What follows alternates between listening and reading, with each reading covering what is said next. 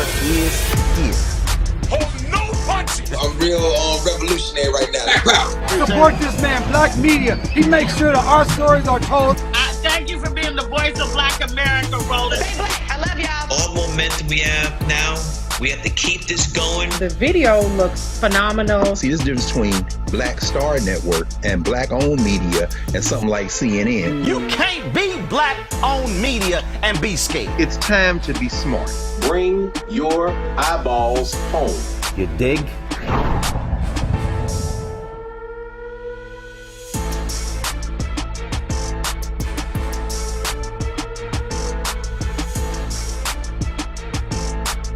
A black man is suing the city of Miami and 5 police officers for misconduct. Samuel Scott Jr. was visiting his aunt when his vehicle disappeared. He reported it to authorities. Officers Jonathan Guzman, Michael Bloom, Brandon Williams, Miguel Hernandez, and Randy Carriel arrived on the scene, and this happened. All right, listen. I'm gonna read you your rights real quick. All right? I'm telling you guys, I can confirm where I was, and I can even confirm my activities. I recently logged off of the VPN at my job. Okay. At what time? Roughly before I came over here, before I called you guys. Okay. But I'm telling you, you guys got the wrong guy. Okay. The description of the guy that took off from your car is just like yours. But that's half of Miami, bald-headed with a beard. Even if he had dreads, it's dreads with a beard. Okay. But then it's not fair. I mean, like I said, my kids, I called because my car got stolen. My kids are over there. They don't even know what's going on. So what time was your car stolen? I told you, probably around about 5. I didn't pay attention to the time. I really just jumped out of the car to go see. That's it. If you want, like I said, we can go. Like, I had my kids and stuff like that, dropped them off, came over to say hi, and I went. I mean, I don't know what happened. I don't. I mean, like I said, I know the people that stay across there, over here, all over the place. I don't know what happened. My car somebody jumped in, drove off. And I'm sorry, but I'm telling you, I didn't do it. I mean, literally, I mean, why would I call the police? I mean, I called because my car is stolen. I mean, how me and my kids are going to get home? My pillow, my work ID, my work stuff, all of that stuff is in there. Why would I? That's why I'm like, why am I in handcuffs? If I'm calling them and I'm... Just give me a second, okay? All right. I'm gonna open the window so you're behind there.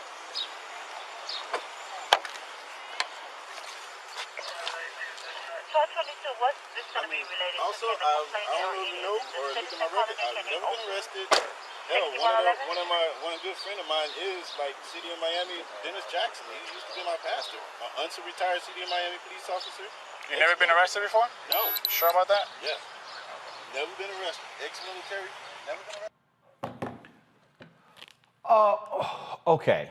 Thalden Pierre is the attorney for Samuel Scott. He joins us right now. I'm real confused. Yeah. The dude whose car was stolen calls the cops to report his car was stolen, and they put him in handcuffs. Why? Sometimes real life is stranger than fiction. In this situation, it seems like there was an ambitious cop who essentially just wanted to pin the crime on someone. The only person that they had was a generic individual in Miami, and in this particular neighborhood, which is predominantly black, could have been anyone. As the complaint and the lawsuit states, essentially, they had to dig under his shirt to figure out if he even matched the person that they initially identified who was running away from the... But here's the problem. Here's the problem. There's no car on the scene, right?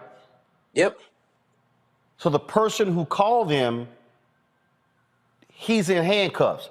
So what logic would the person who stole the car be the same one to call the cops? Like, why was he put in handcuffs in the first place? And again, if we're going to go through logic, there is none.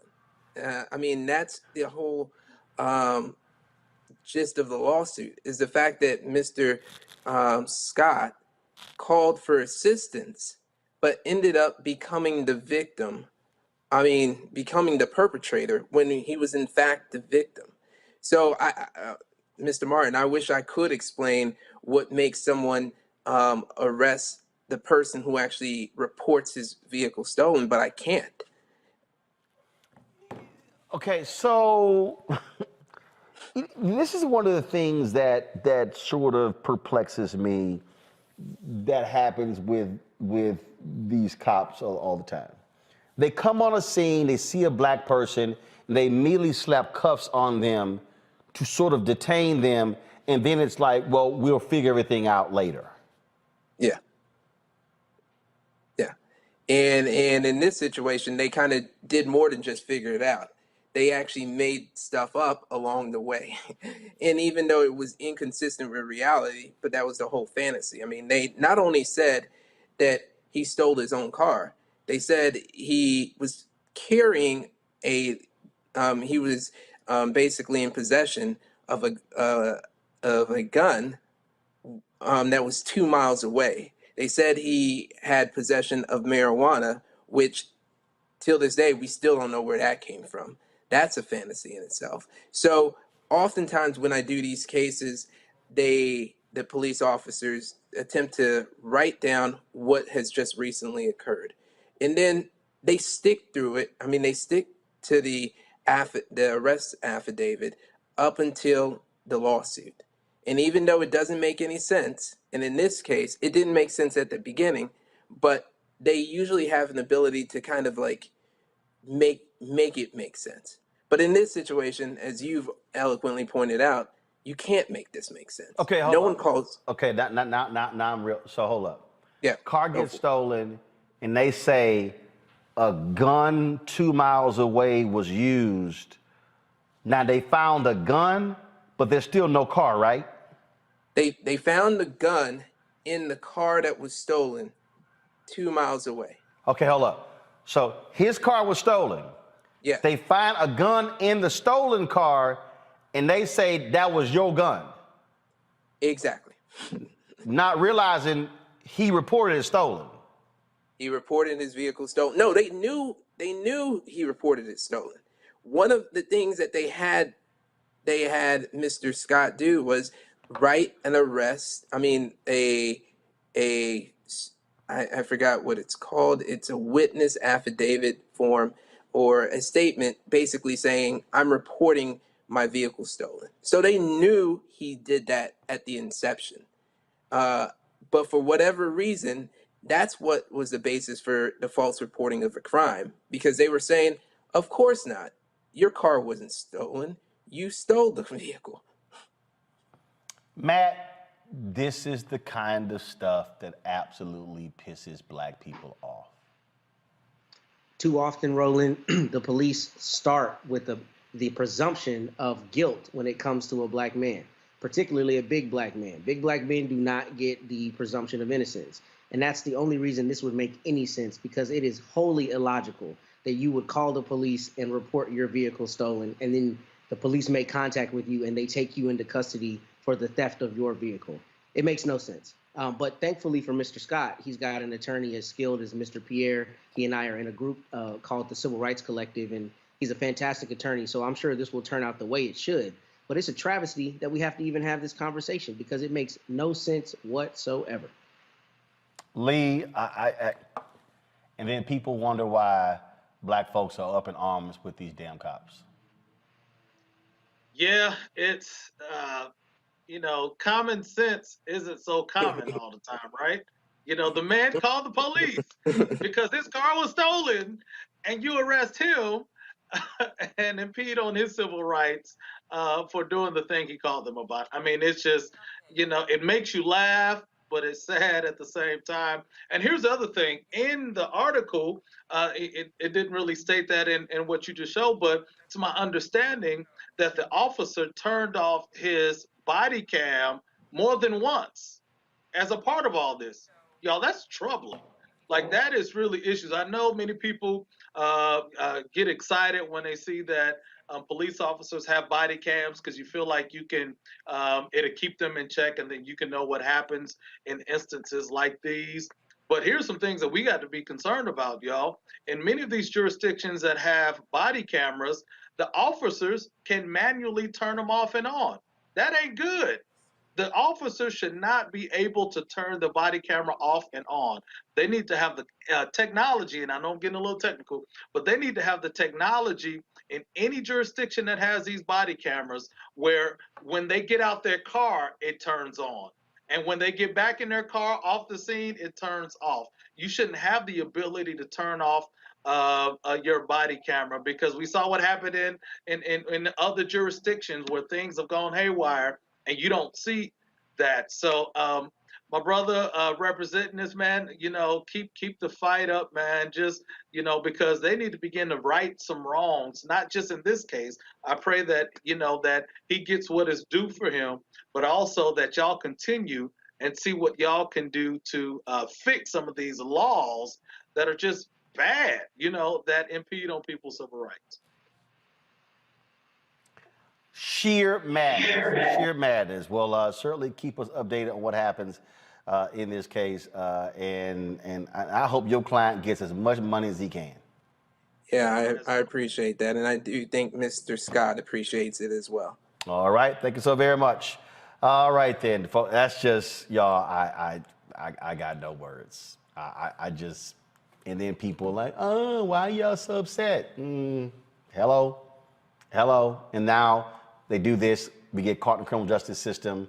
Got to hire a cop. Got to hire a lawyer. Got to go through all this sort of stuff. The stress and the drama, all those different things that go along with that. That's what black people have to deal with in a system. When they see someone black, they automatically think, uh-oh, they're the criminal. It happens all of the time. I saw a video a few weeks ago where cops roll up, a black guy had been attacked, cops roll up, immediately go after the black dude, and the white woman starts yelling, what are y'all doing? He's the victim. All they thought was, had to be the brother. That's how they roll. All right, folks, back to our Roland Mark Unfiltered video in just one moment. Oh, that spin class was brutal. Well, you can try using the Buick's massaging seat. Ooh, yeah, that's nice. Can I use Apple CarPlay to put some music on? Sure, it's wireless. Pick something we all like. Okay, hold on. What's your Buick's Wi-Fi password? Buick Envision 2021. Oh, you should pick something stronger. That's really predictable. That's a really tight spot. Don't worry, I used to hate parallel parking. Me too. Hey. Really outdid yourself. Yes, we did. The all-new Buick Envision, an SUV built around you, all of you.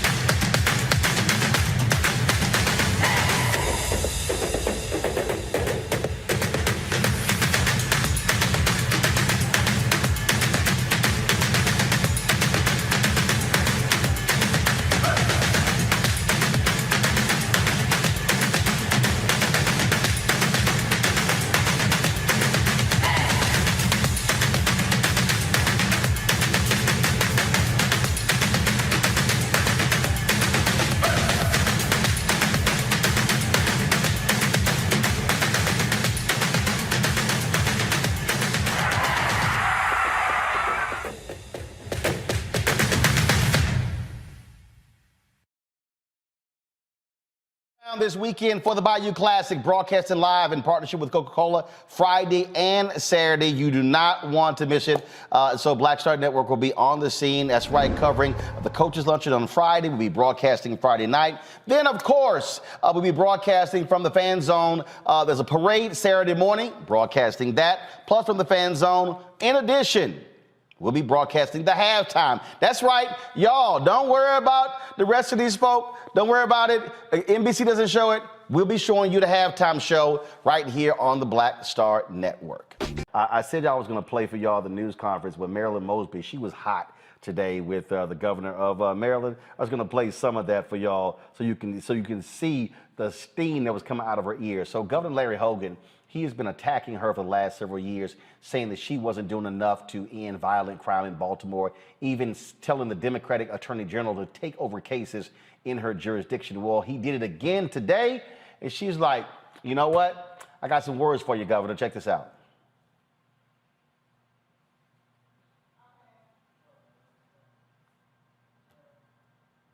This governor. For the past 7 years, just like Donald Trump, Larry Hogan has used Baltimore City as a punching bag. He's attacked me. He's attacked all 4 mayors. He's attacked all 5 commissioners, police commissioners. And quite candidly, he's been more concerned with pointing the finger at everyone else as opposed to actually leading and delivering for a city that is the heartbeat of this state.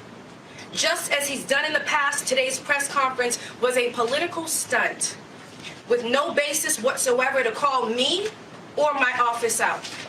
I want to be clear that as state's attorney for Baltimore City, I've never said that I would not prosecute violent offenders or violent crime in the city of Baltimore. Every day, my talented prosecutors, which are being recruited by others, including the Attorney General and other counties all across the state, are committed to working with the Baltimore Police Department to ensure accountability against individuals that wreak havoc in our communities. Had the governor set aside his philosophical differences and chosen to meet or even to talk to me, I would have been happy to show him the data that he's now making contingent on my office's funding. In fact, a great deal of the information that the governor is seeking is already published on my website. We went through this same unproductive exchange and exercise 2 years ago when my office debunked the misinformation that the governor was perpetuating in our letter to the Senate President Ferguson. And now coming out of a global pandemic where the courts have literally been non-operational for a year and a half. In the past 6 months, my prosecutors are diligently working through the massive case backlogs, and yet they are still producing. To date, our data, which we publish every month on our website, since the reopening of the courts just this year, my office has had an overall 97% conviction rate. Our homicide unit, we have had 18 guilties, only 3 not guilties. That's an 86% conviction rate.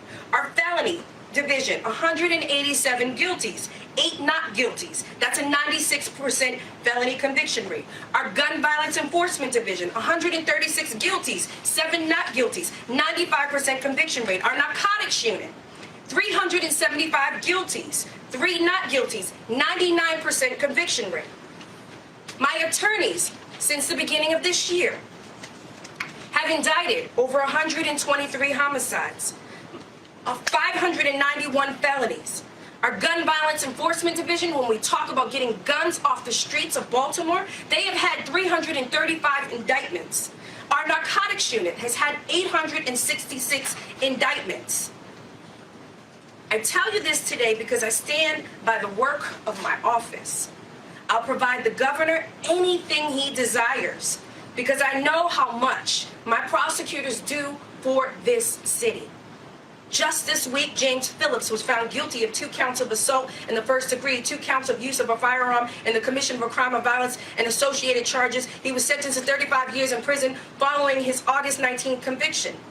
Phillips shot and struck 2 brothers on Bel Air Road outside of the deli after an altercation occurred inside the store. Just yesterday, Ward Alston, 46 years old, pled guilty to second-degree rape of a 14-year-old girl and was sentenced to 20 years, suspended over 12 years, and 5 years probation.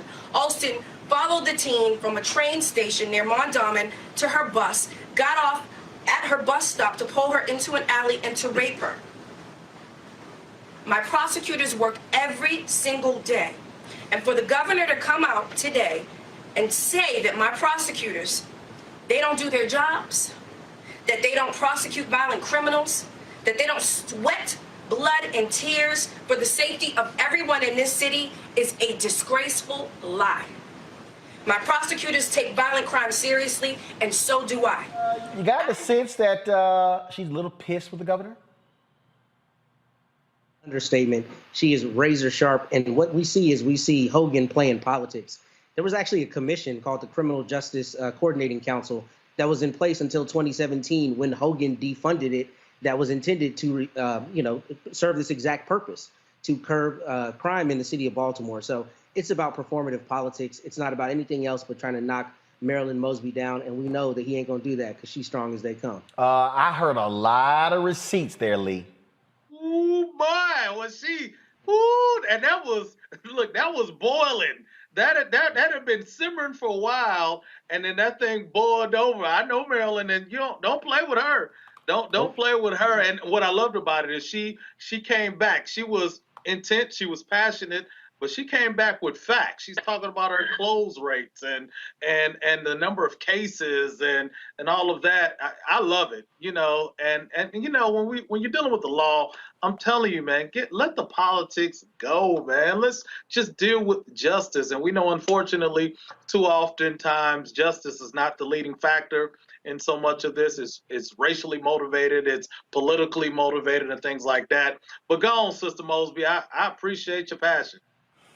Indeed. All right, folks. So we are out of time, but here's the deal. We're going to restream her whole news conference. And so for y'all, if y'all want to see the whole deal, I mean, she was on fire. All right, folks, back to our Roland unfiltered video in just one moment. Once upon a time, there lived a princess with really long hair who was waiting for a prince to come save her.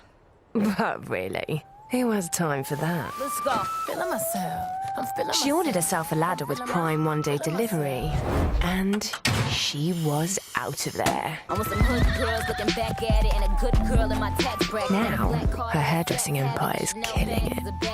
And the prince? Well, who cares? Prime changes everything. But I'm back at it and I'm feeling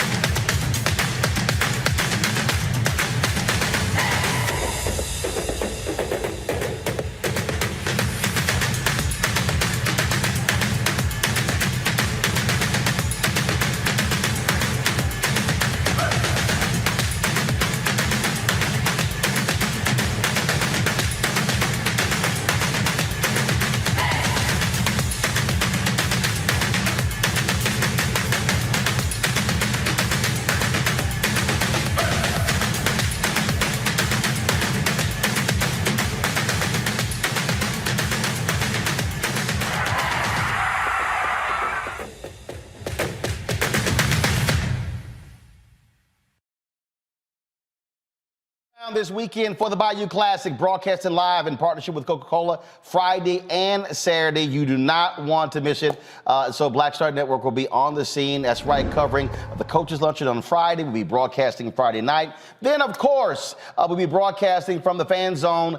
There's a parade Saturday morning, broadcasting that. Plus from the Fan Zone, in addition, we'll be broadcasting the halftime. That's right, y'all. Don't worry about the rest of these folk. Don't worry about it. NBC doesn't show it. We'll be showing you the halftime show right here on the Black Star Network. A new film centering on Richard Williams, the father of tennis legends Venus and Serena Williams, has come with a host of praise and criticism.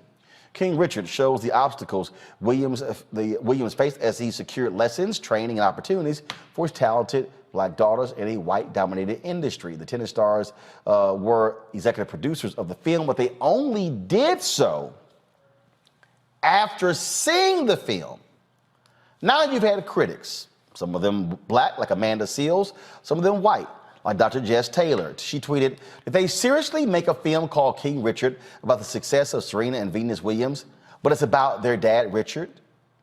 In response, the mayor of St. Louis, Tashara Jones, tweeted, "King Richard centers Black fatherhood, a concept that the media seems to forget even exists. Yes, Black women can be bosses and love their fathers enough to lift them up when everyone else tears them down. Hashtag Black Black girl dads matter.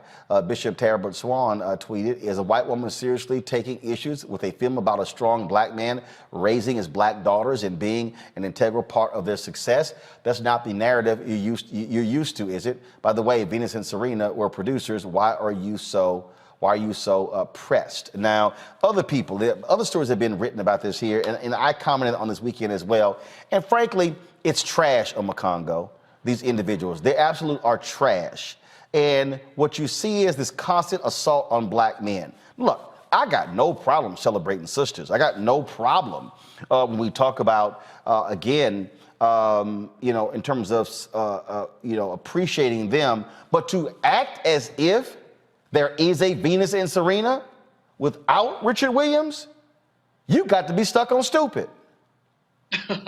Yeah, man, it's sad. And I'm even started working on a documentary on black fathers because it's just so easy to exclude us and ignore us. And you're right, you uplift black women here all of the time, and everybody knows the track record. And we have to understand that there's room for both, right? There's room for celebrate the sisters and the brothers, whether we're talking politics, whether we're talking this, right? But people are not used to seeing black fathers in prominent roles. And to be quite honest, even with some of these stories we're talking about with Ahmaud Arbery, Trayvon Martin and the like, even when the stories are told, they only really talk about the moms. And in many of these cases, Mike Brown, the fathers are present as well. We've become very comfortable with speaking about black fathers as if they don't exist or if they've always been absent, even though the CDC has shown in its own study that black fathers, whether they're married or not, are more engaged in the lives of their children than other racial groups. And I have not seen King Richard yet. I plan to. But at the end of the day, we have to make sure that we take every opportunity to center black fathers because it just doesn't happen enough. To sit here, and not all the critics are white women. Like I say, you've had some black folks as well. But it's some white women who are running their mouths, complaining about this. And frankly, Julian, they're despicable. They're despicable because, again, you cannot tell the story of Serena and Venus without Richard Williams. And the crazy part is, this is a story that they wanted told. Hello. I mean, I have had the privilege of spending some time in the company of both young ladies. And if they chose to be executive producers, it's because they approved of the content. And I must say, No. They approved of it after it was made. I'm trying to find the video where they literally said to Will Smith, we are going to wait until after the film is done, and if we like what we then we will attach our names as executive producers. Precisely. Normally people come on the front end and you don't really have control of it afterwards. They said you can't put our name on it till we see the finished product. And they've never, ever disparaged their dad. Ever. They uplift their mother at all times. She travels with them often, but they have never disparaged their dad. They lift him up. The fact of the matter is Richard Williams had the idea to hit those courts in Inglewood, had the idea to get them practicing. Oracing was a big part of it also, but the fact is that he thought about this. He thought about it, and he drilled them almost relentlessly. These white women need to shut the you-know-what up and go home. And don't come back outside until you read some Black history, until you've looked at what happens in our communities. It is far too easy for folks to sideline Black men who have an integral role to play in the development of Black boys and girls. An integral role to play. And so, these white women can just, I'm not even going to say what they can do on your show, Roland. I have too much respect for you, but let them use their imagination. I am sick of white girls inserting themselves in Black lives, especially after you led off this segment with the story of the young men who were killed for a false accusation. The fact is that white women all too often are the death of Black men, whether it is the physical death or the metaphoric death. Well, many people have seen this video. And again, if you want to see Richard Williams, you want to see why he mattered. When a reporter was interviewing Venus, so just watch this exchange. And what you need to also understand, the tennis community, this is why they despised Richard Williams, because that black man stood up to them and said, y'all ain't running this, I am. Your whole ass and me gonna be in the grave. When she say something, we done told you what's happening. You know, with a little black head. We're gonna sit here. Hold on one second. We're gonna fix the audio here. So we've got the video playing. Got the video playing here. So let me fix that audio. So I'm gonna find a better clip so you can actually see it. And again, this is Richard. This is Richard Williams in all his glory. Check this out. No, I can get it. I know you. Very confident. I'm very confident. You say it so easily. Why? Because I believe it. And let me tell you why. What she said it with so much confidence the first time. But if you keep going on and on, listen, we can't keep interrupting. I mean, if you want, you got to understand that you're dealing with an image of a 14-year-old child. And this child gonna be out there playing when your old ass and me gonna be in the grave. When she say something, we done told you what's happening. You deal with a little black head. And let her be a kid. She'll answer it with a lot of confidence. Leave that alone. I know I can get it. That was his whole deal. Was he was not going to let them shake their confidence. And what a lot of people also don't realize, Makongo and Julian, is that Richard Williams, there were people who were saying, put them on a junior circuit. Nope. Nope. Not going to do it. And then Venus signed with Nike. I think Venus signed with Nike. One of them signed with Nike. Then Nike thought, I think Venus signed with Nike. And Nike was sure they were going to get Serena. He like, nope, Puma. He controlled that deal, and they hated that black man. They wanted to take over and run the careers of both. He said, hell no, y'all ain't doing that. And he forced the tennis industry to deal with the racism that existed in the industry. You know, Roland, one absolutely. of the things. One of the. Julian, hold on. I'm a Congo. You go this first time, then Julian, go.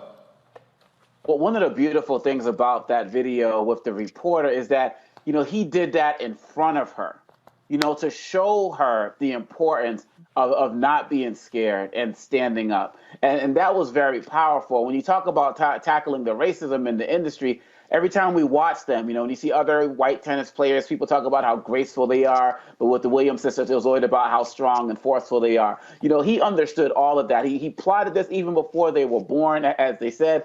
And really, at the end of the day, when you can show your kids to be fearless. You know, one of the things I talked with a black parent, she said, you know, I have my black kids in private school because I want them to know that they can compete with white people on any level. You have to ingrain it at a young level so that when they get older, there is no fear. And are these sisters not fearless out there, owning sports teams, doing all of the stuff that they're doing right now? And their father is central to that role. And I can't wait to see this film because it highlights that. It centers black father. And that interview, it was just everything. Okay, but Julian, I do want, people may have actually missed this part. I want y'all to see Venus's face when Richard stepped in. She immediately with her fingers like, your ass in trouble, homeboy. You in trouble. I want y'all just to watch Venus, y'all. But if you keep going on and on, listen, we can't keep interrupting. I mean, if you want, you got to understand that you're dealing with an image of a 14-year-old child. And this child gonna be out there playing when your old ass and me gonna be in the grave. Here he come. She's like, I'm just gonna sit right here. Yeah, you know, Roland, one of the things you mentioned that Richard refused to put them on the junior circuit, and that absolutely was brilliant. I have colleagues and friends whose girls and boys have been on the junior circuit. You combine mean girl syndrome with white supremacy, with the competitiveness of the tennis world, and what ends up happening is these young girls get broken down. I mean, because I've had a colleague who talked about how people cut their racket strings put feces in the girls' shoes. These white girls want to win at any cost. And I think Richard must have thought, well, if they're going to have to go through all that, let's go through it on the main circuit with the big money. And he pumped them up with the kind of confidence that was unshakable. So they had to deal with all kind of nonsense. Remember the woman that Richard called a big old white turkey, a French Open winner, who deliberately bumped into Venus, deliberately bumped her. And he just had her back completely, totally. So did a whole lot of other folks. But he had instilled in them, you know, essentially just an infallibility so that even when they lost, and like Nikki Giovanni used to say, even my errors are correct. And so that's what that black man did for those black girls. And he should be celebrated. I can't wait to see the film either. I really do want to see it.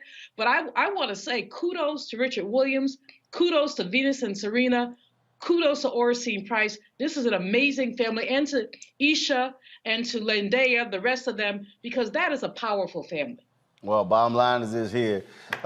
You sit here, and look, a lot of people hated Tiger Woods' daddy, and guess what? Y'all, and again, this ain't no respect, this ain't no disrespect to single mothers, but they can't stand it when a black man is there with his child. And so to all y'all haters, shut the hell up. King Richard, he the king. And when you come for the king, you gonna sit here and get smacked when you come for the king. All right, folks, back to our Roland Mark Unfiltered video in just one moment. Once upon a time, there lived a princess with really long hair who was waiting for a prince to come save her. But really, who has time for that? Let's go. Feeling myself. I'm feeling She ordered herself a ladder with Prime one-day delivery, and she was out of there. I'm with some hood girls looking back at it, and a good girl in my tax bracket. Now, her hairdressing empire is killing it. And the prince, well, who cares? Prime changes everything. But I'm back at it, and I'm feeling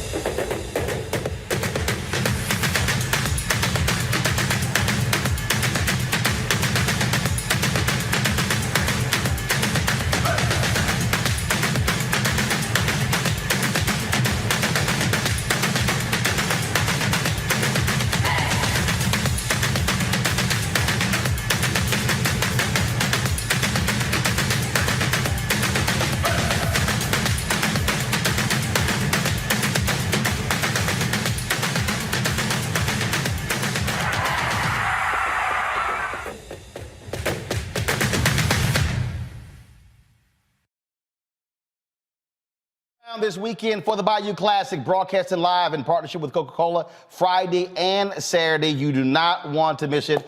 So Black Star Network will be on the scene. That's right, covering the Coaches Luncheon on Friday. We'll be broadcasting Friday night. Then, of course, we'll be broadcasting from the Fan Zone. There's a parade Saturday morning, broadcasting that. Plus from the Fan Zone, in addition, we'll be broadcasting the halftime. That's right, y'all. Don't worry about the rest of these folk. Don't worry about it. NBC doesn't show it. We'll be showing you the halftime show right here on the Black Star Network. Hashtag, we tried to tell you. That's what civil rights groups are saying to Facebook. Well, researchers conducted a study gathering the worst of the worst hate speech content on the platform, and Facebook's top leaders, whatever.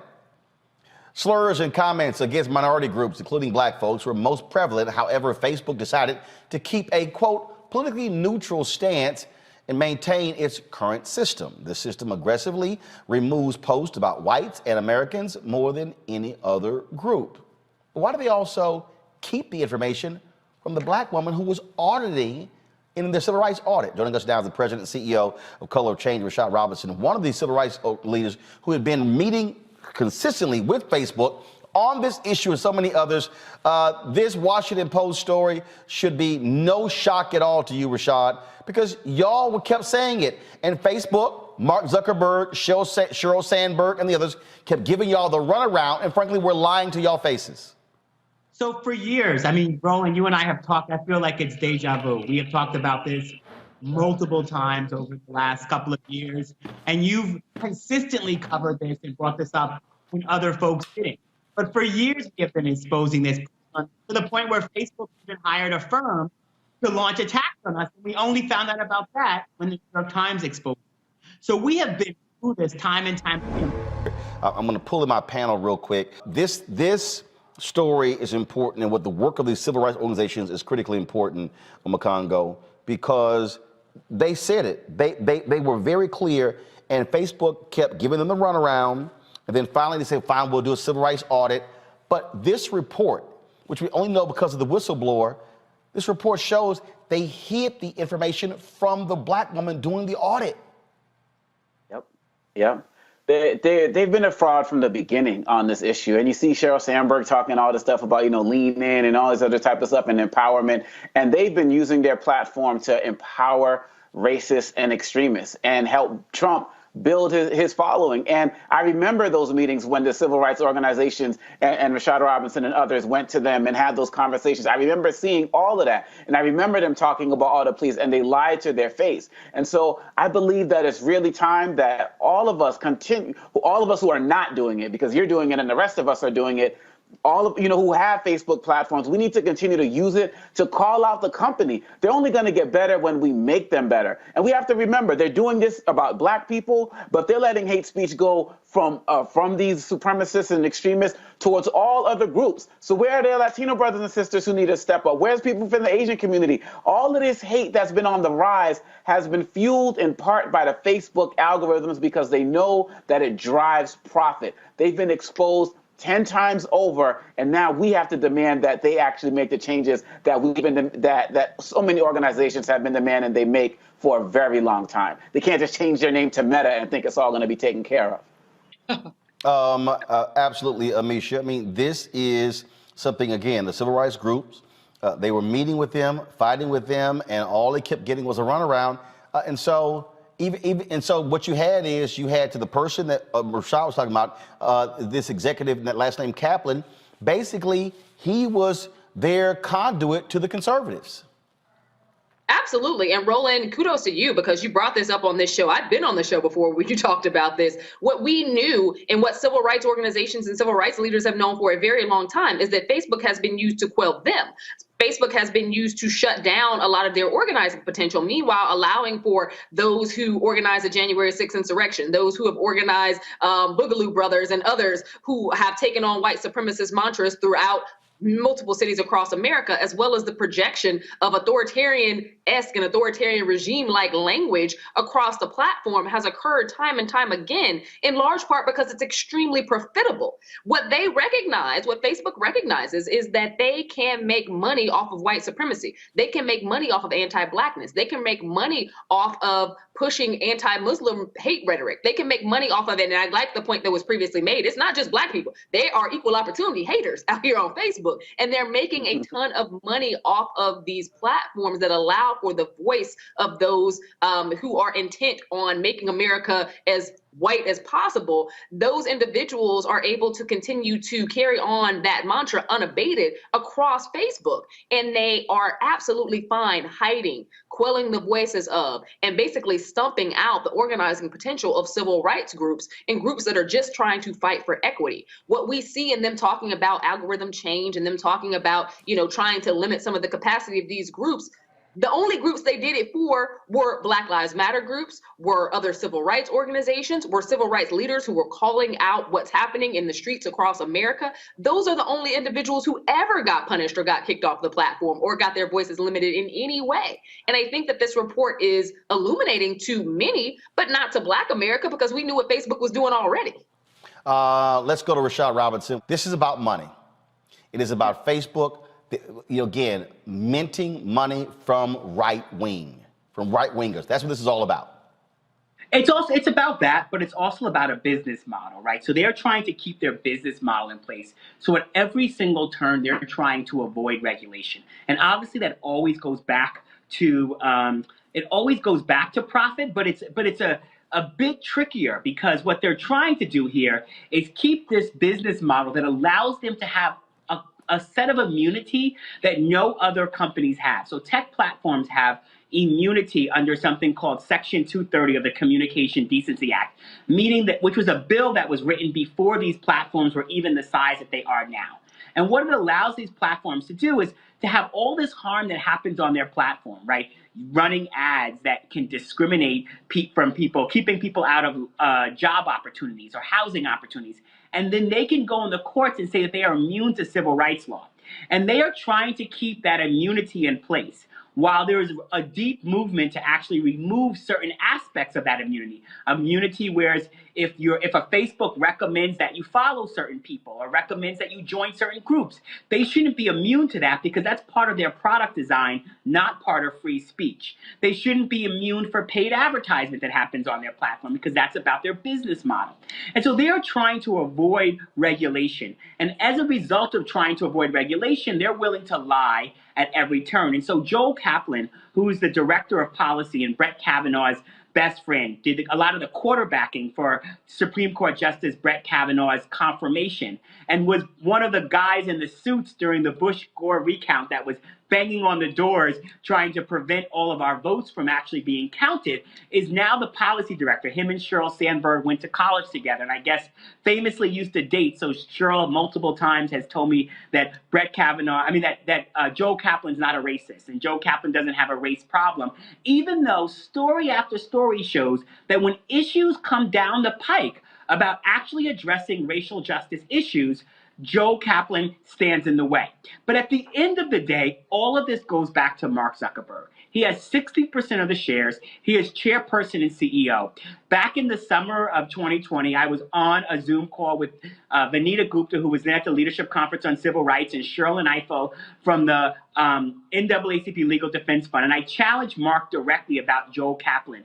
And Mark actually shot back and said that he makes the decisions, and he's the one that keeps Joel Kaplan in this place. And so for all of us, we have to recognize that until Congress steps in and removes immunity for these types of actions and actually changes the business model so that this company can no longer harm us, it's going to continue to do it. And I think the big thing, Roland, that we all have to remember is this country has done this before with big companies. The reason why our seatbelts work in our cars is not because the auto industry is benevolent. It's because there's accountability, there's regulation, there's infrastructure that oversees it. The reason why we can go into a supermarket and pick out meat and that for the most part it's safe is because there's infrastructure there and accountability and consequences when it's not. The tech companies should not have this type of immunity. Only folks that have the type of immunity that tech companies get right now are police officers, and we know how that works for Black folks. So what are the civil rights groups going to do? Look, the story's out. We now know that they lied to the auditor, hid information from her. What are y'all going to do? Well, the clearest thing is that we have to hold Congress accountable for regulation. You know, I really stopped meeting with Facebook sort of after these last couple of sets of lies. I mean, we are still in engagement around, at the very least, their updates on the audit. But on a day-to-day basis, our focus has to be on Congress. Self-regulated companies are unregulated companies. And we actually can't get to a place to have any conversation with Facebook if at every turn they can lie to us without consequence. And so there's going to be a set of hearings coming down in Congress. There's one with the Committee for Energy and Commerce on December 1st. It looks like there'll be another one coming down the pike on December 7th around cybersecurity, homeland security, and disinformation. Each of these hearings are looking at different pieces of legislation, some from members of the CBC, like Congresswoman Yvette Clarke, who's been a real sort of leader on pushing that, a number of bills coming out of the Senate as well. We actually need the Biden-Harris administration to take real leadership here, and we actually need Congress to drive legislation. The fact of the matter is that what will happen in 2022 and 2024 will be an absolute disaster when it comes to disinformation and misinformation if the last two elections are any sort of guidance. And it's not just here in the United States. 2024 will be in a democratic election where there are basically more democracies with more people voting than ever before in the history of the world. You will have India, the United States, the UK, EU, Mexico, Ukraine, a number of countries, many of whom haven't had democracies for that long, all voting at the same time. That means these platforms right now, without regulation, get to decide what type of infrastructure they put on their platforms to deal with misinformation and disinformation. And we all know that in 2016, it was very clear that the Russians seem to know more about Black people than the people at Facebook. And so we can't trust this company to put the money and infrastructure behind it, especially when they have so often put their hands on the scale for the right wing. Well, it is certainly something that's important. And look, the reality is here. We did a project this year with Facebook, our We Got Next series, and we appreciate doing that. It was a financial arrangement, but the bottom line is here. We hold folks accountable, whether we partner with them or not. And so the content we produced was great, but they have got to do right by Black people. And that story also showed the usage of African Americans on Facebook went down. Yep. It ought to keep going down. Yep. Rashad, we appreciate it, man. Thanks. Keep up the good work. Julianne, you want to make a comment? Go ahead. Absolutely. I wonder what would happen if we just all decided we would boycott Facebook. I've been on there forever, but I'm seriously considering getting off because basically this is about the triumph of global capitalism. And we understand that global capitalism is really about extracting surplus value for the glory of people who are capitalists. I've discussed it with Sheryl Sandberg. She basically puts herself out there as a feminist. She's not a feminist. She's a global predatory capitalist who exploits people for her own good. So again, I think I would ask all of us to just think about whether or not we need to get off Facebook. Well, that is a question that we'll, see what the civil rights organizations, what's going to happen next. We'll hear what the others have to say as well. All right, folks, back to our Roland Mark Unfiltered video in just one moment. Betty is saving big holiday shopping at Amazon. So now she's free to become Bear Hug Betty. Settle in, kids. You'll be there a while. Ooh, where you going?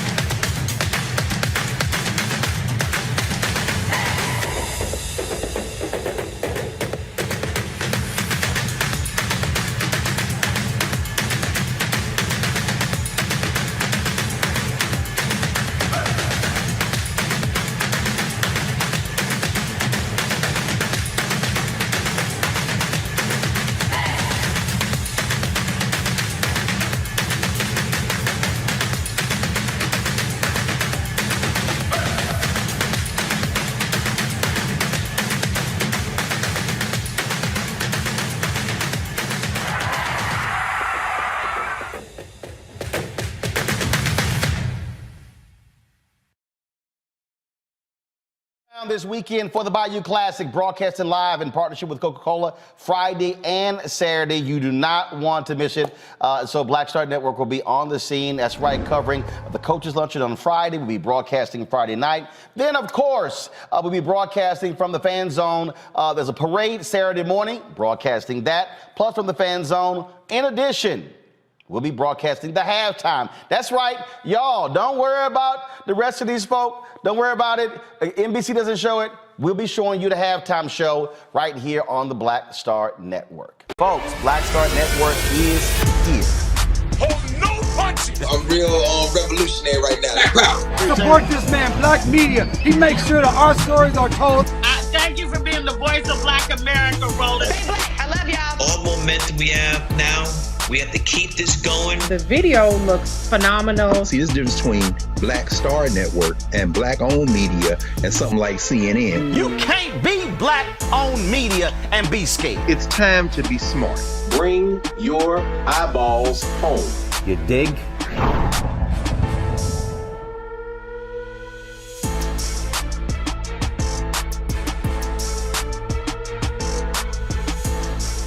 Closing arguments today in the Ahmaud Arbery case, folks.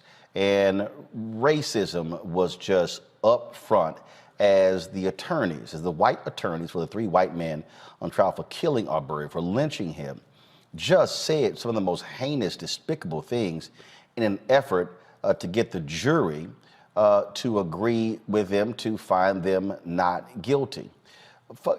Listen, just listen to this. Travis is thinking about Ahmaud Arbery. He's thinking about what must be in his mind in order for himself to try to figure some things out. Travis knows that he caught Ahmaud going into the house. He knows that. And so Ahmaud should know that Travis knows that.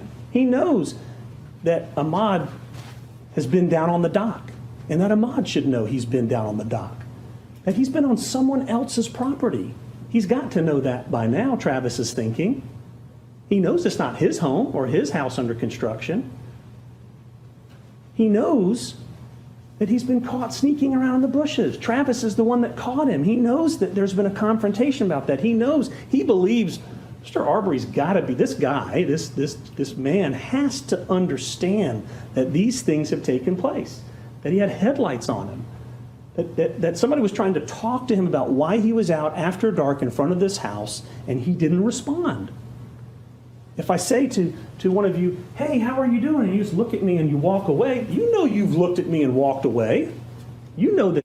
Turning Ahmaud Arbery into a victim after the choices that he made does not reflect the reality of what brought Ahmaud Arbery to Satilla Shores in his khaki shorts with no socks to cover his long, dirty toenails. Toenails. She actually said his dirty toenails. My panel, Dr. Julian Malvo, Dean, College of Ethnic Studies, California State University, Los Angeles, Amisha Cross, political analyst, Democratic strategist, Dr. Omakongo Dibinga, professorial lecturer, School of International Service, American University. Amisha, I want to start with you. It is, to blame Ahmaud for him being murdered, for him being lynched, when the homeowner who owned that home testified nothing was stolen. When these three racists testified that, yeah, they didn't see him take anything. They made all kinds of assumptions. But for her to stand there and his dirty toenails, that is beyond despicable. Whew, you're right. This defense got desperate a long time ago. The state put a very strong case against them in their closing arguments earlier today and outlined just why this would never fly as not only any form of self-defense, but also not even any form of real citizen's arrest. So what we see here is a woman who did what white supremacists do best. She leaned back on white fear. She leaned back on the fact that there are several people across multiple states, several white people across multiple states, who do not want black people in their neighborhoods, who are, if something goes missing or if something goes wrong or they fear that their community has changed in any type of way, that automatically there's a black person to blame. She fell on all of that, even though there is no evidence to present any amount of guilt for Ahmaud Arbery at all. We hear about dirty toenails in a case where the people who she's trying to protect are murderers who literally attacked a young man in broad open daylight who had no weapon, who was in retreat, who did not know them from Adam, who had every right to run along the side of the street anywhere in America he chooses to run.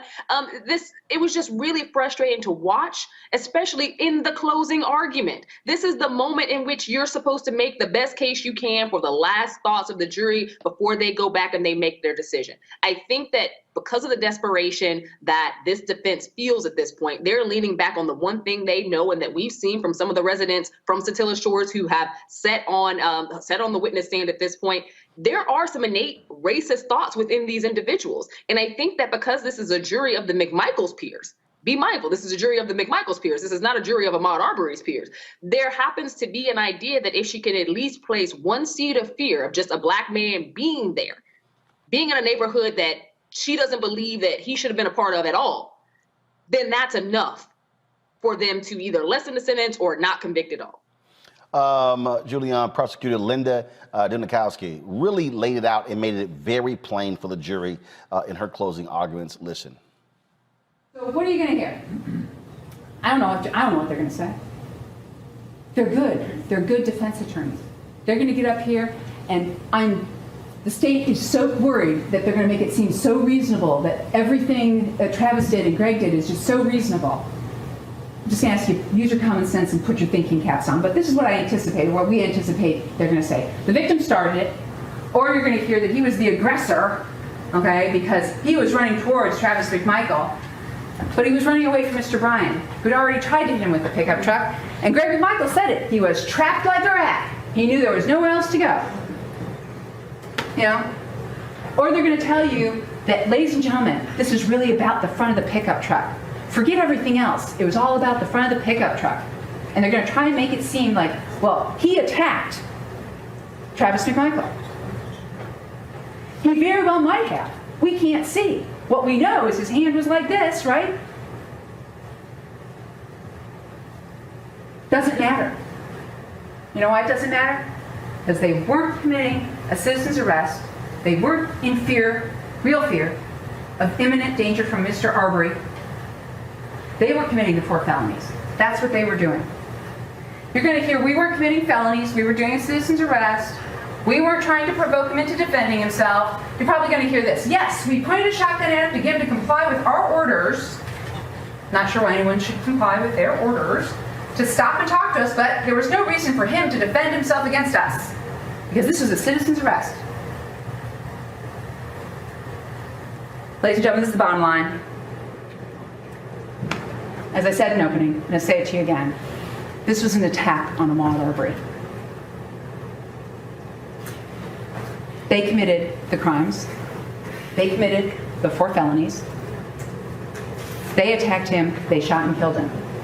They can't claim self-defense under the law because they were the initial unjustified aggressors and they started this. And they were committing the felonies against Ahmaud Arbery.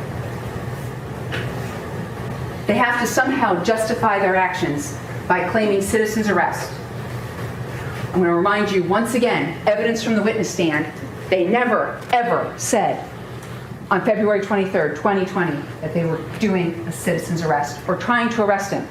It was all, we wanted to stop, we wanted to question him about what he was doing because he must have committed a crime that day, and we were going to hold him so the police could go back and figure out what crime it was that he must have committed because he was running down the street. Julianne, she nailed it. She did. She did a really good job of laying it out. She called them on them using the race card every chance they could get. I mean, I'm still outraged when one of them got up and said, how many pastors do they have? Well, the answer is as many as you want to have.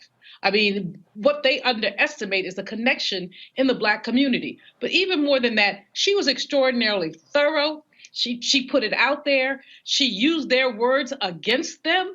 And they seemed, their defense attorney was silly. How did she know his toenails were dirty? Was she up on them? Did she go to the autopsy? Come on. What these people are doing is pandering to every racist stereotype that exists. And they're doing it because this is a climate in which we live. I mean, it's hard to watch the news. It's hard to basically inculcate the space we're in. I was talking to a friend yesterday, and she was crying about this, crying because she has young male sons, as I have young male nephews and godsons, who it's like this could happen to anybody. And years ago, Richard Wright talked about the way the Black community is connected so that a lynching, he said, in one city had reverberations everywhere. And that's what we're seeing again. The Black community is outraged, is stunned, is hurt, but we have been reminded yet again that white supremacy is the law of the land. Omakongo. I gotta say, Roland, you know, you send the prep articles, you know, for us, you know, and everything what we're going to talk about. I see this stuff trending on Twitter, and you know, but this is actually the first time I actually heard the part about the toenails. I hearing it, and it hit me dead in my tracks, man. You got the parents sitting there watching this trial, watching their son be dehumanized every day, and then you go that low. So we understand the whole thing about have you no shame. We know that have no shame. But the fact of the matter is, when all else fails, lean on white supremacy, lean on white hatred towards black people, lean on white dehumanization. This is really tragic. And to be quite honest, in any other situation, when you remove whiteness from it, we would all say this is a slam dunk case. How could somebody do this? We have to remember that this case, what happened to Arbery, is the reason why they got rid of the citizens arrest laws in Georgia, which are also rooted in slavery, which are also rooted in the times where we didn't have a police force and these guys were deputized to go and get people who were freed. And so this is rooted in slavery. And so we're coming up to a lynching in 2021 and they're using the same tactics. And if they get over with this one, this is 10 times worse than the Rittenhouse case. And we all know the reasons why, because this is going to give people a reason to believe that they can go out and do this type of act, do this type of ignorance, and get away with it. But just those comments, it's a travesty and it's just completely disrespectful to that family and to our community, just going off of Richard Wright's quote that Dr. Malvo just shared. We all felt that. Video in just one moment. Once upon a time, there lived a princess with really long hair who was waiting for a prince to come save her. But really, who has time for that? Let's go. Feeling myself. I'm feeling She ordered herself a ladder with Prime one-day delivery, and she was out of there. I want some hood girls looking back at it and a good girl in my tax bracket. Now, her hairdressing empire is killing it. And the prince? Well, who cares? Prime changed everything. Time to be smart. Roland Martin's doing this every day. Oh, no punching! Thank you, Roland Martin, for always giving voice to the issues. Look for Roland Martin in the whirlwind, to quote Marcus Garvey again. The video looks phenomenal, so I'm really excited to see it on my big screen. Support this man, Black Media. He makes sure that our stories are told. See, there's a difference between Black Star Network and Black-owned media and something like CNN. I got to defer to the brilliance of Dr. Carr and to the brilliance of the Black Star Network. I am rolling with Roland all the way. Honored to be on a show that you own. A black man owns the show. Folks, Black Star Network is here. I'm real revolutionary right now. Roland was amazing on there. Stay black. I love y'all. I can't commend you enough about this platform that you've created for us to be able to share who we are, what we're doing in the world, and the impact that we're having. Let's be smart. Bring your eyeballs home. You can't be black-owned media and be scared. You dig?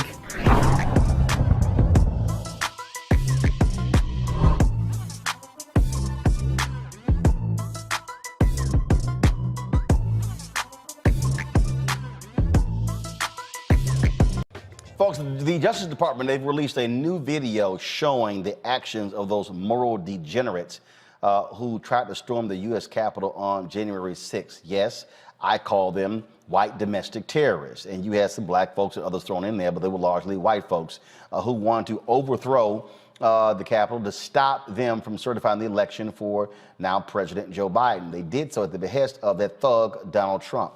Watch this. If you want to understand, like now, I've had all these fools on my Twitter timeline in the past 24 hours talking about, oh, it was just, they were taking selfies on that day and they was just the only person, who got murdered was Ashley, Babbitt. No, she was a thug who tried to storm a barricaded building.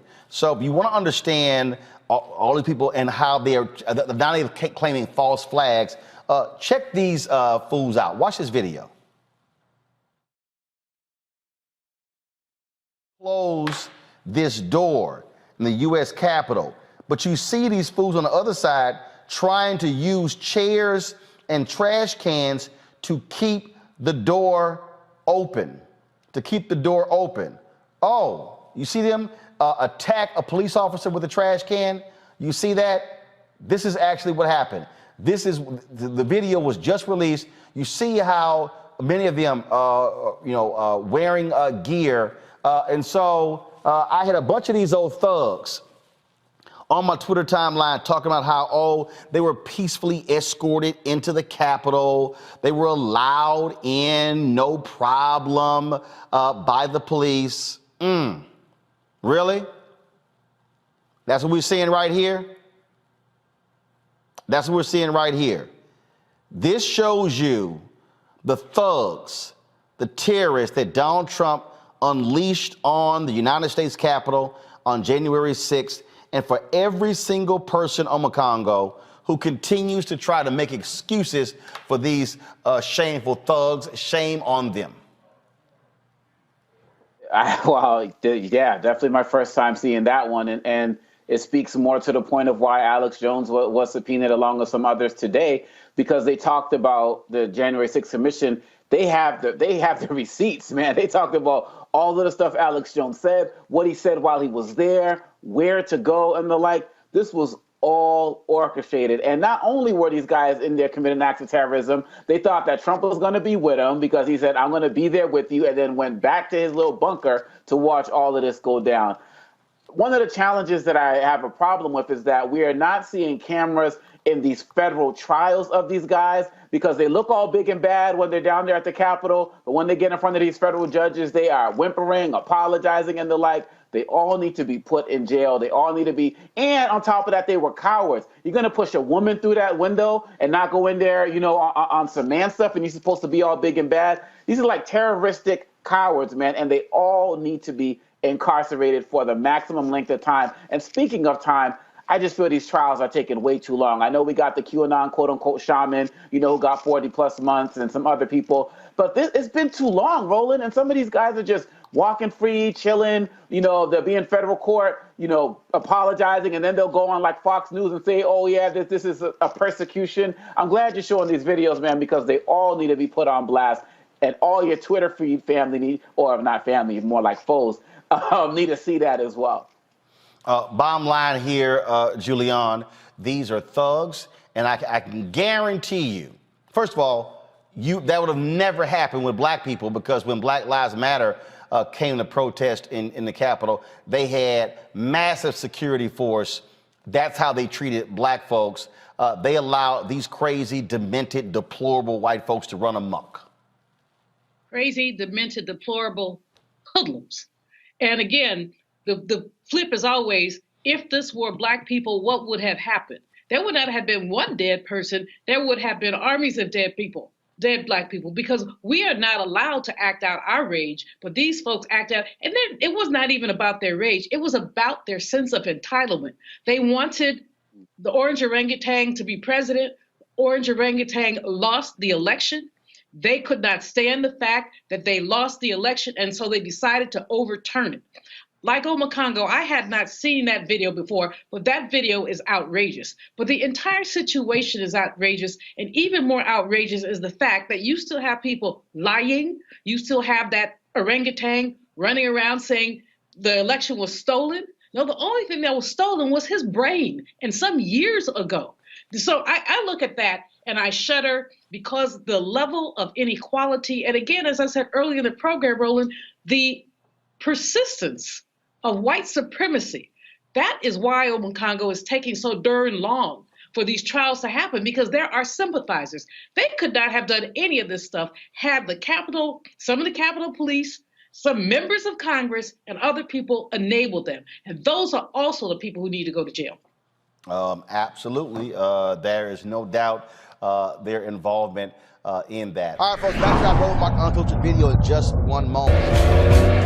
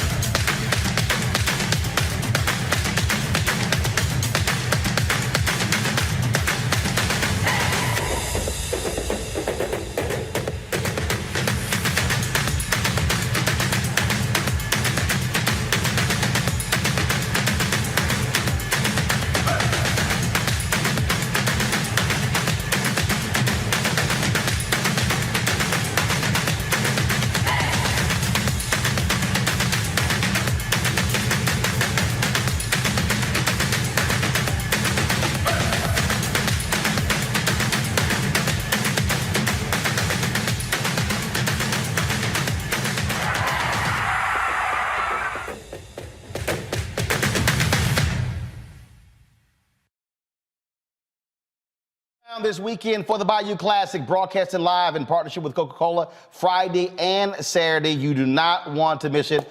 So Black Star Network will be on the scene. That's right, covering the Coaches Luncheon on Friday. We'll be broadcasting Friday night. Then, of course, we'll be broadcasting from the Fan Zone. There's a parade Saturday morning, broadcasting that. Plus from the Fan Zone, in addition, we'll be broadcasting the halftime. That's right, y'all. Don't worry about the rest of these folk. Don't worry about it. NBC doesn't show it. We'll be showing you the halftime show right here on the Black Star Network.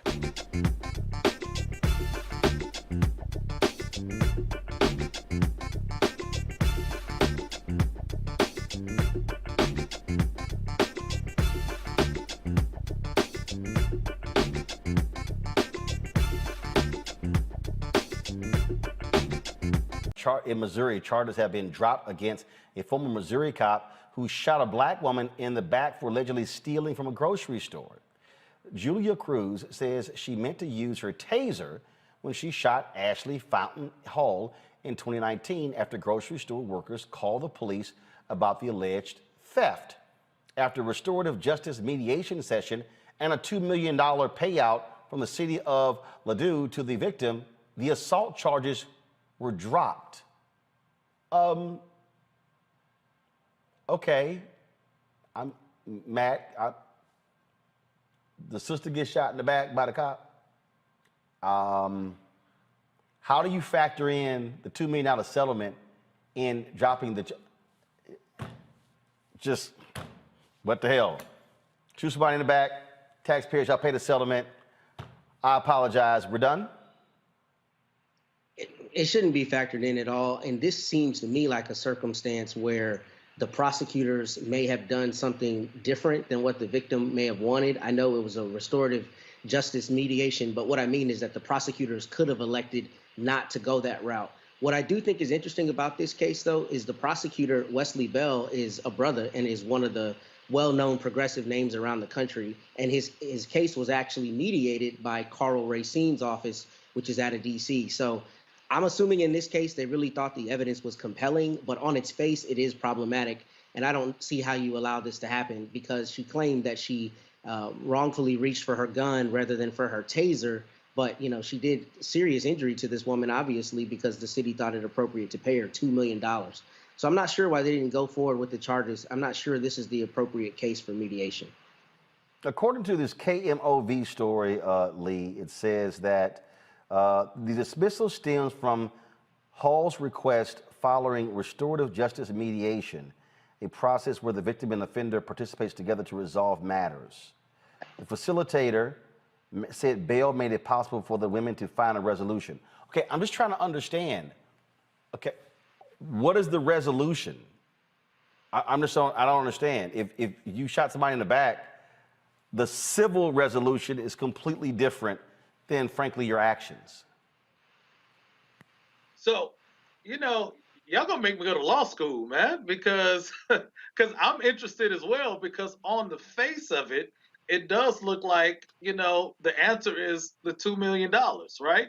It looks like $2 million is not hush money because it's public, but that $2 million payout made everything go away.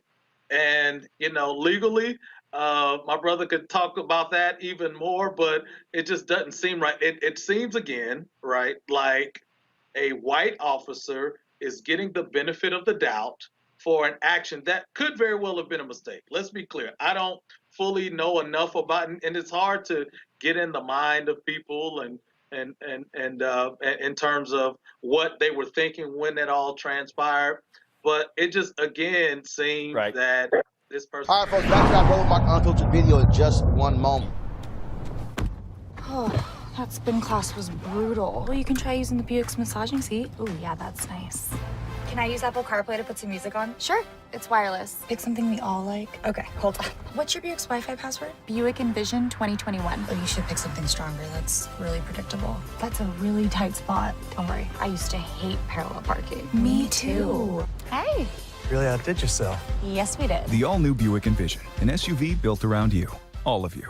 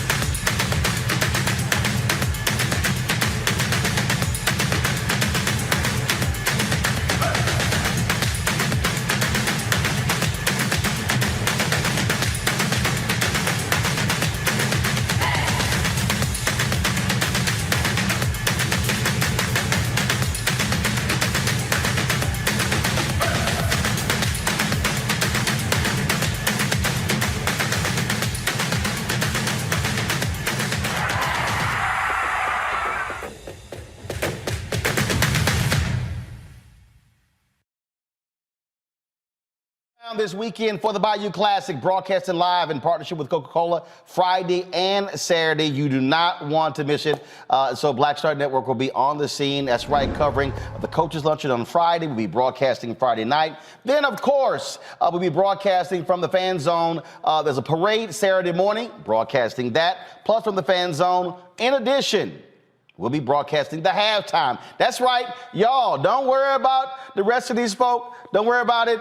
NBC doesn't show it. We'll be showing you the halftime show right here on the Black Star Network.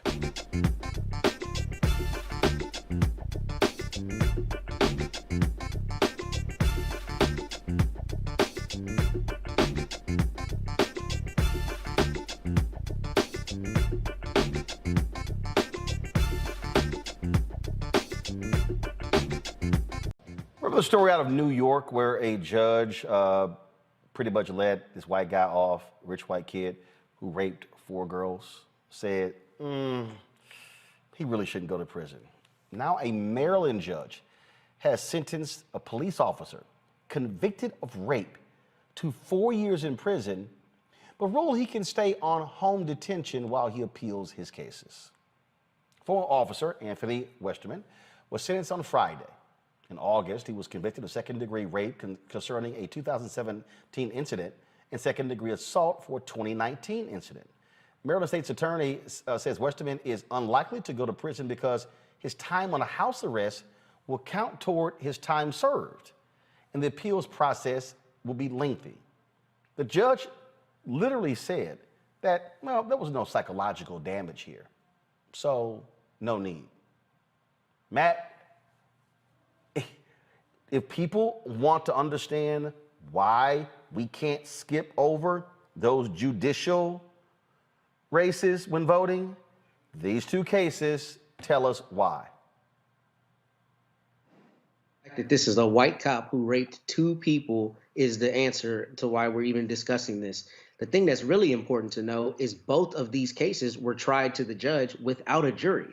And the judge actually went on record saying that this was, quote, the most traumatic incident in this poor victim's life. So how he could conclude there was no psychological injury is beyond me and is indefensible. And most of the time, judges do not allow anyone to have an appeal bond when they're accused of a violent crime or a sexual crime, at least in my experience.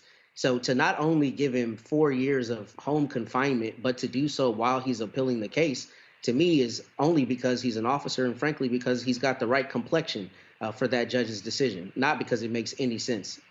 You know, this is the problem I'm always talking about, Lee, how this system gives cops so much benefit of the doubt and how they are treated totally different than everyone else.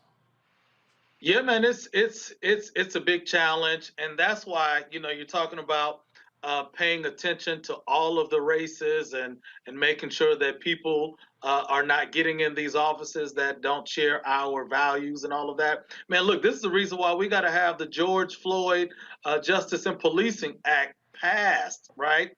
Because it deals with certain aspects like that, aspects like, you know, making sure that cops who do wrong, bad cops, can actually pay the penalty beyond this superficial legal covering that they have or whatever. And we got to make sure, look, it's, you know, I was a local elected official. I was the CEO of DeKalb County.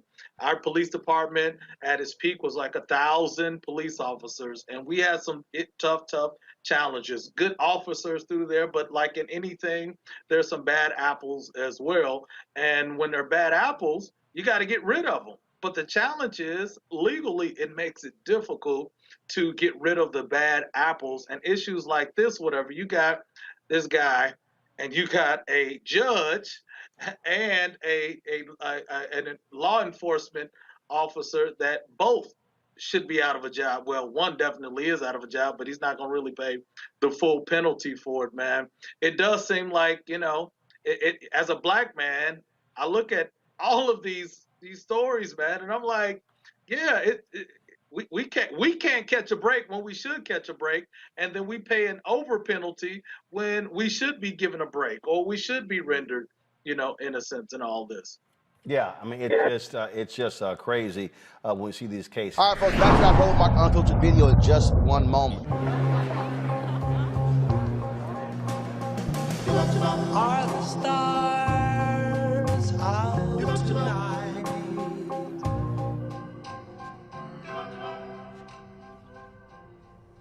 Alexa, play our favorite song again. Okay.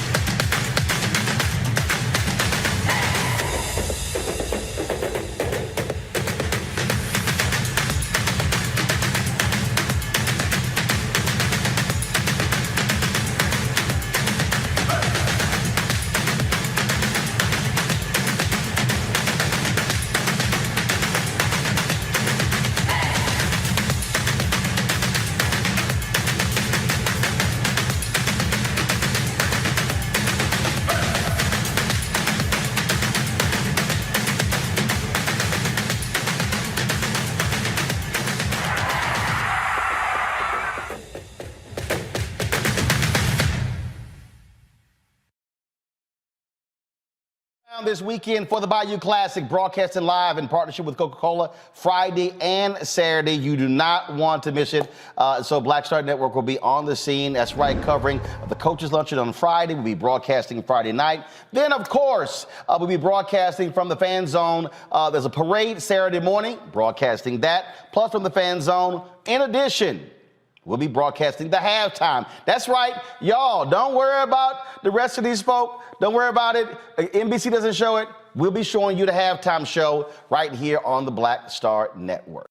Folks, Kevin Strickland, this brother has been saying for years, 43 years, he did not commit a crime that landed him on death row there in Missouri.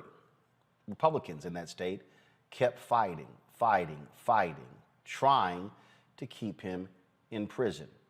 A prosecutor reviewed the evidence and said something is amiss here. He did not commit this crime. Didn't matter. They kept fighting and fighting and fighting. He wasn't sure that one day he would get released. He wasn't sure that he would ever see freedom. Well, today, a judge granted that exoneration and said Kevin Strickland is indeed a free man. He called in and ordered him to be immediately released. Strickland was convicted in 1978 for the deaths of 21-year-old Larry Ingram, 20-year-old John Walker, and 22-year-old Sherry Black. Again, he said, never thought he would see the day that he would be free. No, I didn't think this day was going to come. I mean, not before I got this legal team, I didn't. What I was thinking in prison today, before this happened, I was actually watching a soap opera. And it thing went across news break or whatever they call them, and I just couldn't believe what I was hearing. So that's how you learned? That's how I learned. You saw your own name on the screen? The picture, yes, and then other inmates start hollering. What is more shameful? Eric Schmidt, who was the Missouri Attorney General, a Republican, disagreed with that prosecutor and fought to keep Strickland in prison. The Republican governor of that state, Mike Parson, did the exact same thing, making it clear that he wouldn't even consider making it a priority to pardon Kevin Strickland. This is the type of thing, Lee, that is grossly offensive, where you have a prosecutor who reviewed the evidence, who said didn't do it. The courts reviewed it and how these Republicans are behaving, and Schmidt is actually running for the United States Senate in Missouri. I don't know what this show is today, but it's heavy on my heart, brother. You know, my brother over there with the law books behind him, he's a lawyer, he's a student of the law, he practices the law. But man, I'm a man of faith, and I just believe in the humanity of all people, man. Like, you know, when the law fails us, sometimes we're just looking for people to stand up and say, you know what, right is right, and we're going to do what's right in where people are concerned. And unfortunately, it just seems too frequently, man, that when issues of the law arise, we get the opposite, the tail end of the law. We don't get the benefit of the doubt. We don't get people taking that extra step to do what's right. And this man sat in a Missouri prison for over 40 years, and the man said he was at home watching TV and likely ended up in this place because of the lack of a adequate legal team, or just a jury that didn't care, or a prosecutor that knew that this man wasn't guilty but decided to make sure that their record was straight. And he has had to forfeit 40 plus years of his life. And here's the other thing. He's going to get some money when he leaves, but it will pale in comparison to the freedom that he lost over those years, man. Actually, he's not going to get any money because of how Missouri is very strict when it comes to their compensation. Matt, that right there is even more shameful. It is, and I think Pastor May was 100% right. This is a case where it's just unequivocal. We should not only take care of this brother, but we should do everything possible to try to, remunerate him for the loss of his life. The reason Missouri's law is so strict is because it only allows for compensation if you're exonerated via a DNA law, which is garbage, if you ask me, because it's obvious here that the prosecutor didn't believe the evidence substantiated the charge, and this brother lost 40 years of his life. It should be a no-brainer that he's compensated. Just to give you context, if he had been convicted in nearby Kansas or next door Kansas, he would have gotten $65,000 a year per year that he was incarcerated. So it's insane that just next door they would have compensated him to the tune of almost $2 million. But Missouri doesn't deem that appropriate under these heinous circumstances. I mean, that right there just shows you how utterly ridiculous this is. And this is from the Washington Post story here. Go to my computer, please. Around 10 p.m., Strickland was watching television when he was stunned by a news bulletin about the triple murder. Strickland had stayed home that night and had been on the phone and playing games after eating dinner with family members. His alibi was verified by numerous relatives. And they still pinned it on him, Lee. That's what I mean, man. It's just, it's as if he wasn't good enough to have what other people would have experienced, freedom, because of an alibi. And man, I'm just saying, man, my heart is heavy for this brother, but it's also happy, it's excited because he gets the remainder of his years free. My prayer is that people will wrap their arms around him, support him financially, raising money for him to help him live out the remainder of his years with his family and loved ones as well, man. But in instances like this, like in Georgia with the Ahmaud Arbery case, when you look at this citizen's arrest, people came together, our legislators came together, even our Republican governor signed the legislation. It didn't go as far as it should have, but they made some changes. My prayer is in Missouri, the elected leadership, which it doesn't look like they will even be interested in it, would make some changes to right wrongs like what Brother Strickland has experienced. Well, this is one of those examples right here, Matt, where I would hope black folks and others, if you want a reason in Missouri to vote, then you make sure Kevin Schmidt does not become the United States Senator because of what he did here. And then you have that trifling governor who said he would not make it a priority for Kevin Strickland, but he quickly pardoned the white couple who were charged and pulled their guns out on the Black Lives Matter protesters in St. Louis. It's all about politics too, and that's the worst part. These DAs and other people who are charged with making sure that justice is sought and justice is done, a lot of times don't want to do the just thing because they don't want to lose votes or they don't want to lose political capital. That's the only reason Schmidt and the governor are out against this. If the prosecutor themselves moves to have him exonerated because the evidence doesn't substantiate the charge, the fact that you're carrying the mantle for a conviction shows you have ulterior motives. And those ulterior motives are keeping a black man behind bars and keeping the narrative that this scary black man must have committed this crime that everyone else knows he didn't commit. It's pretty simple. All right, folks, back to that Roland Mark Unfiltered video in just one moment.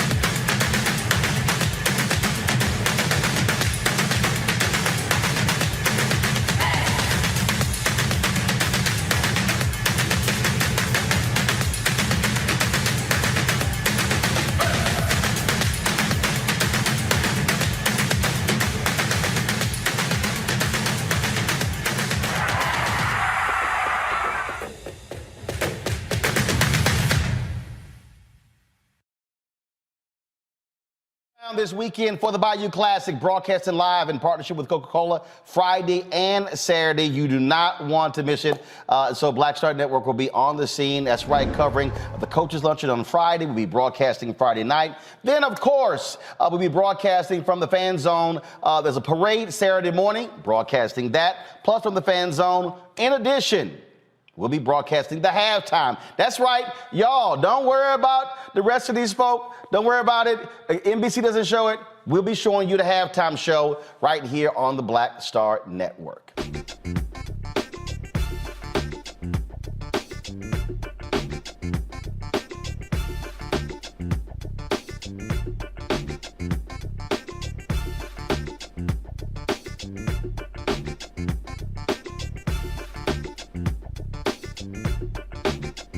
Verdict form. Count 1, malice murder. We, the jury, find the defendant, Travis McMichael, guilty. I'm going to ask that whoever just made an outburst be removed from the court, please.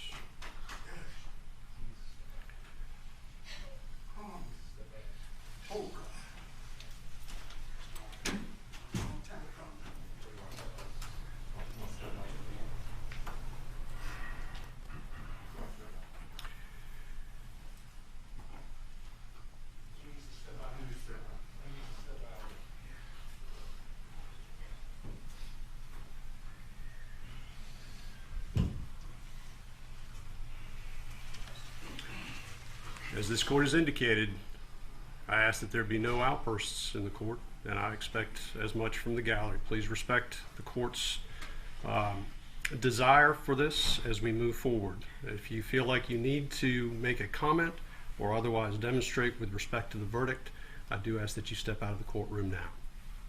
Count 2, felony murder. We, the jury, find the defendant, Travis McMichael, guilty. Count 3, felony murder. We, the jury, find the defendant, Travis McMichael, guilty.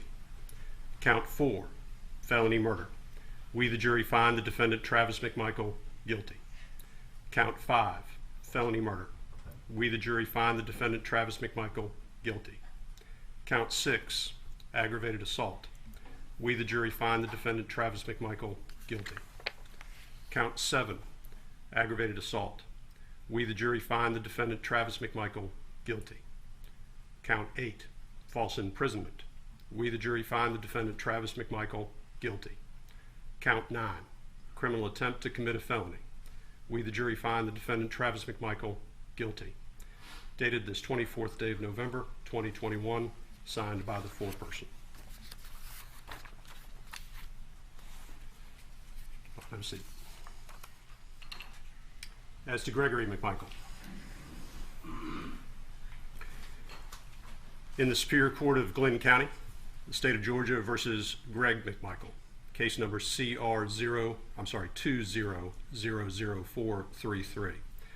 Jury verdict form. Count 1, malice murder. We, the jury, find the defendant, Greg McMichael, not guilty. Count 2, felony murder. We, the jury, find the defendant, Greg McMichael, guilty. Count 3, felony murder. We, the jury, find the defendant, Greg McMichael, guilty. Count 4, felony murder. We, the jury, find the defendant, Greg McMichael, guilty. Count 5, felony murder. We, the jury, find the defendant, Greg McMichael, guilty. Count 6, aggravated assault. We, the jury, find the defendant, Greg McMichael, guilty. Count 7, aggravated assault. We, the jury, find the defendant, Greg McMichael, guilty. Count 8, false imprisonment. We, the jury, find the defendant, Greg McMichael, guilty. Count 9, criminal attempt to commit a felony. We, the jury, find the defendant, Greg McMichael, guilty. This 24th day of November, 2021, signed by the foreperson. As to William R. Bryan. In the Superior Court of Glenn County, state of Georgia versus William R. Bryan, case number CR20000433. Jury verdict form. Count 1, malice murder. We, the jury, find the defendant, William R. Bryan, not guilty. Count 2, felony murder. We, the jury, find the defendant William R. Bryan not guilty. Count 3, felony murder. We, the jury, find the defendant William R. Bryan guilty. Count 4, felony murder. We, the jury, find the defendant William R. Bryan guilty. Count 5, felony murder. We, the jury, find the defendant William R. Bryan guilty. Count 6, aggravated assault. We, the jury, find the defendant William R. Bryan not guilty. Count 7, aggravated assault. We, the jury, find the defendant William R. Bryan guilty. Count 8, false imprisonment. We, the jury, find the defendant William R. Bryan guilty. Count 9, criminal attempt to commit a felony. We, the jury, find the defendant William R. Bryan guilty. Signed this 24th day of November by the foreperson. Go ahead and have a seat. Court having read the verdicts and accepted the verdicts, anything from the state? No, Your Honor, nothing from the state. Anything from the defense? We ask the jury be polled, Your Honor. All defendants ask the jury be polled? All right, ladies and gentlemen, I'm going to ask each of you individually a set of 2 questions with respect to the verdicts that I have just read. If you could please respond when you hear your juror number. Juror number 1, you have heard the verdicts read. Were these your verdicts then, and are these your verdicts now? Yes, sir. Juror number 2, you have heard the verdicts read. Were these your verdicts then, and are these your verdicts now? Yes, sir. I think I can't. Okay, 2. Juror number 3, you have heard the verdicts read. Were these your verdicts then, and are these your verdicts now? Yes. Juror number 4, you have heard the verdicts read. Were these your verdicts then, and are these your verdicts now? Yes, sir. Juror number 5, you have heard the verdicts read. Were these your verdicts then, and are these your verdicts now? Yes, Your Honor. Juror number 7, you have heard the verdicts read. Were these your verdicts then, and are these your verdicts now? Yes, Your Honor.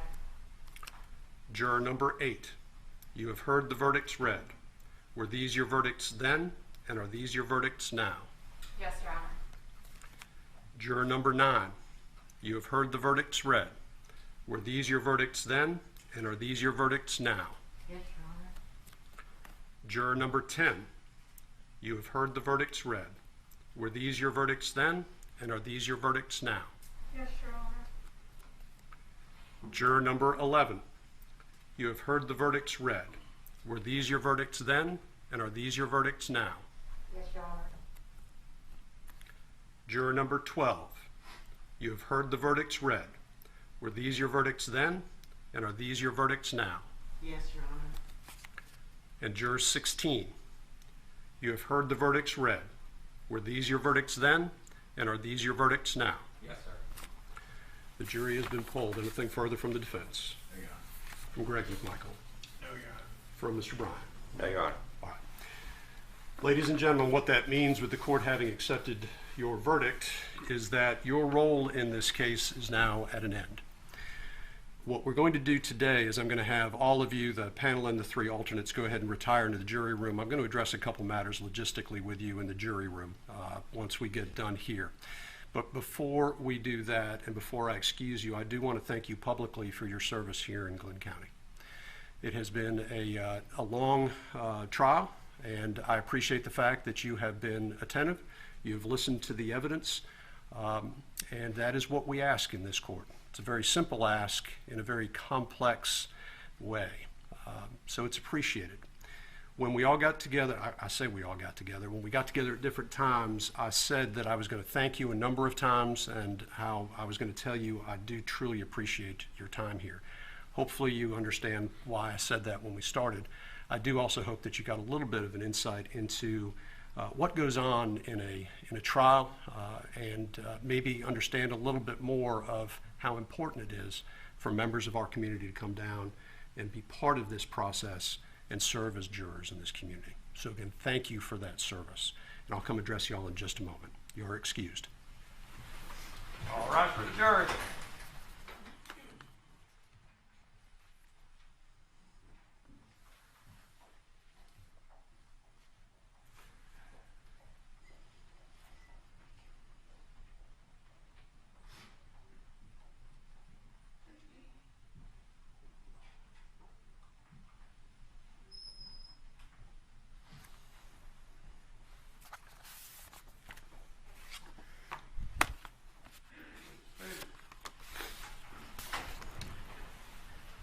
All right, it is this court's usual practice with regard to sentencing to go ahead and give everybody some time to put together what they need to put together for a full sentencing hearing. I'm going to have to look at the schedule and see how that works with my schedule up in Chatham County and the schedule here in Glenn County. I'll get back to everybody about some dates and see what works with respect to dates. That should give everybody an opportunity to put together whatever evidence may be shown in aggravation from the state or mitigation from the defense. Hopefully we'll get to that in the next couple of weeks. Again, I'll make sure council knows what those dates are. That addresses the open matter then before the court. Anything from the state before we adjourn? Nothing further from the state, Your Honor. From Travis McMichael? No, Your Honor. From Greg McMichael? No, Your Honor. And from Mr. Bryan? No, Your Honor. All right, the defendants then are ordered to remain in the custody of the sheriff, and we are adjourned. Thank you.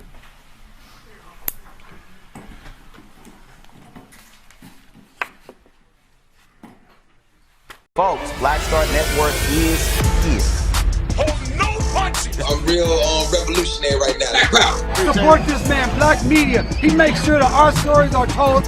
Thank you for being the voice of Black America, Roland. Stay black. I love y'all. All momentum we have now, we have to keep this going. The video looks phenomenal. See, there's a difference between Black Star Network and black-owned media and something like CNN. You can't be black-owned media and be scared. It's time to be smart. Bring your eyeballs home. You dig?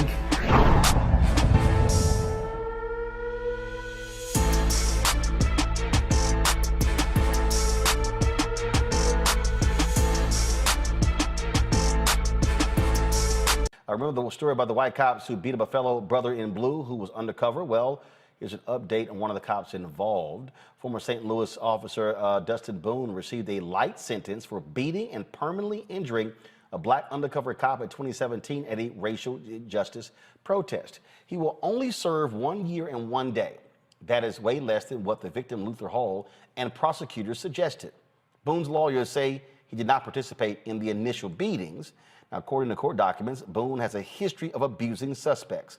Hall received a $5 million settlement from the police department as a result of this beating. Matt, this is, I mean, here again, people want to see black cop, white cop.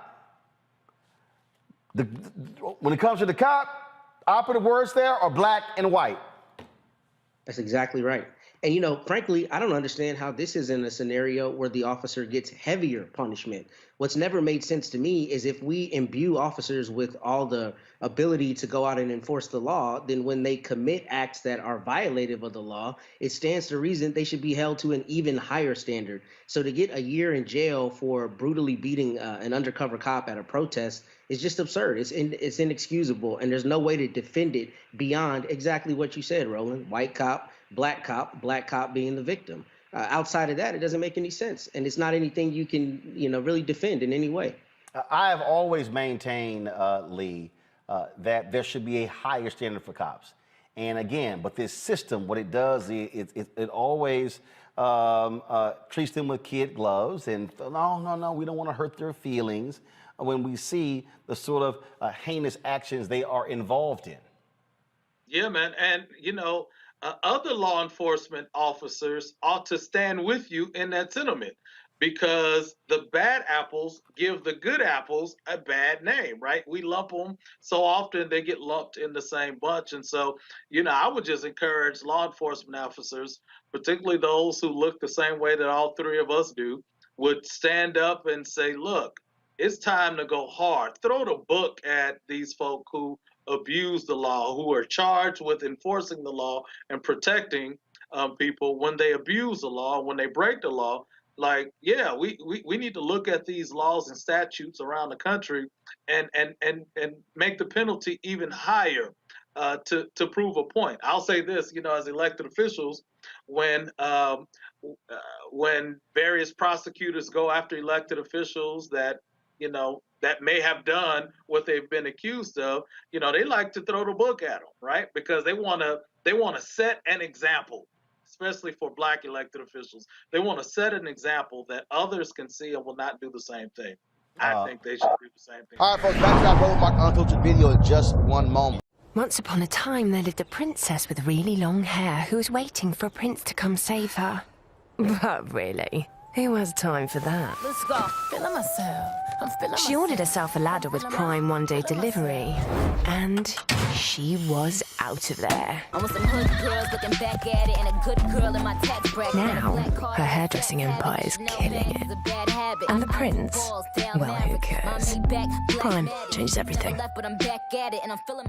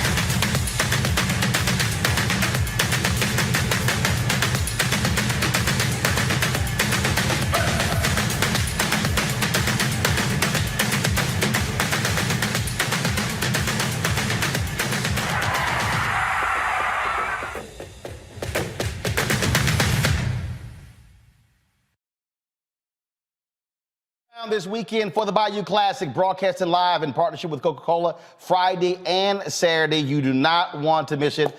So Black Star Network will be on the scene. That's right, covering the Coaches Luncheon on Friday. We'll be broadcasting Friday night. Then, of course, we'll be broadcasting from the Fan Zone. There's a parade Saturday morning, broadcasting that. Plus from the Fan Zone, in addition, we'll be broadcasting the halftime. That's right, y'all. Don't worry about the rest of these folk. Don't worry about it. NBC doesn't show it. We'll be showing you the halftime show right here on the Black Star Network.